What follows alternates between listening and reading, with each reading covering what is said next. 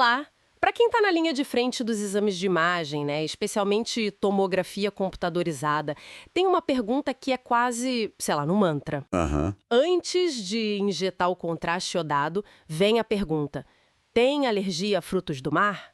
Ou a iodo? clássica. Todo mundo que trabalha com isso já ouviu ou fez essa pergunta 1000 vezes. Pois é quase automático. Mas será que essa pergunta, feita assim todo santo dia, tem mesmo uma base científica forte? Ou a gente está só repetindo uma prática antiga? É uma ótima questão. Hoje a gente vai fundo nisso. Vamos investigar qual é a real conexão, ou talvez a falta de conexão, entre ter alergia a frutos do mar e reagir aos meios de contraste iodados. Tudo com base na ciência, claro. Sim, a ideia é trazer um pouco de clareza para quem está lá na prática, né? Para os técnicos, médicos, enfermeiros. A desenrolar isso.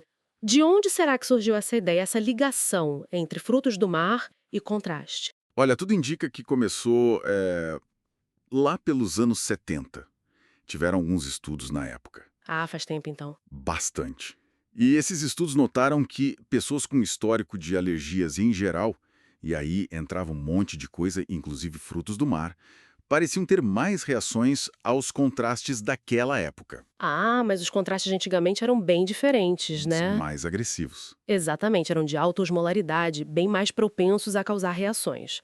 Mas o ponto-chave é, eles viram uma associação geral com ter alergias, não uma ligação de causa e efeito específica com frutos do mar ou com o iodo em si. Entendi. Era mais um quem é alérgico a qualquer coisa talvez reaja mais. E não quem é alérgico a camarão vai reagir ao contraste. Perfeito!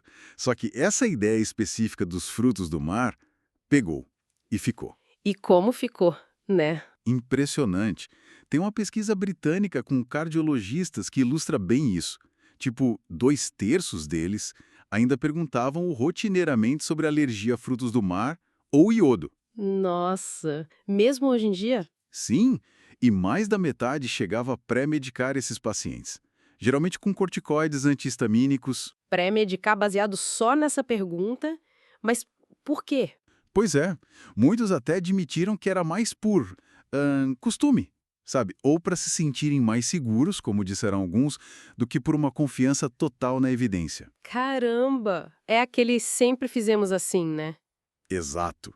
Mostra como uma prática pode se manter mesmo quando a base científica dela já foi, bom, questionada. Um artigo de revisão português também apontou essa persistência do mito, certo? Então vamos ao X da questão. Por que essa ligação é um mito? Qual a diferença real nos mecanismos? Explica pra gente. Vamos lá. A alergia a frutos do mar, tipo camarão, lagosta, essas coisas, é uma reação alérgica clássica. O sistema imune da pessoa reage a proteínas específicas daquele alimento. Proteínas, tipo a tropomiosina que você mencionou antes. Essa mesma. É uma reação mediada por IgE, um tipo de anticorpo. O iodo, que está presente naturalmente nos frutos do mar, não tem nada a ver com essa alergia. Ele é só um elemento químico, essencial para a nossa tireoide, por exemplo. Ninguém é alérgico ao iodo em si. Ok, então alergia a frutos do mar igual reação à proteína.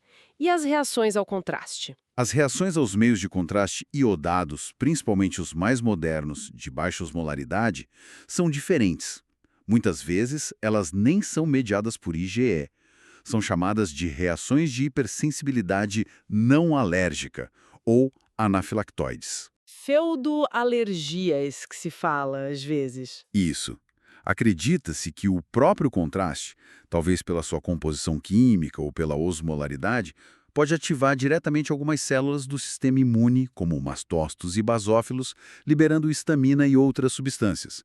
Mas não é por causa do átomo de iodo que está lá na molécula do contraste. Ah, então são processos biológicos bem distintos mesmo. Caiu a ficha aqui. Completamente diferentes. Se a alergia a frutos do mar não aumenta o risco especificamente, quais são os fatores que realmente pesam? Que a gente precisa ficar de olho? O fator de risco mais importante, disparado, é a pessoa já ter tido uma reação anterior ao próprio meio de contraste iodado.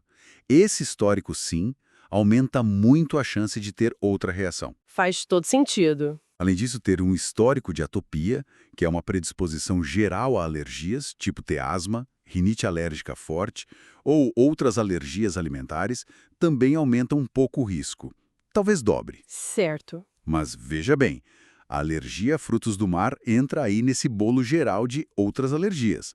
Ela não confere um risco adicional específico maior do que ter, sei lá, alergia a amendoim ou ter asma grave. Entendi. É um fator de risco geral como qualquer outra alergia, não um fator especial. Exatamente. E aquela pré-medicação que você falou, que muitos ainda fazem baseados só na alergia a frutos do mar, ela funciona? Tem validade? Olha, a prática existe, como a pesquisa mostrou.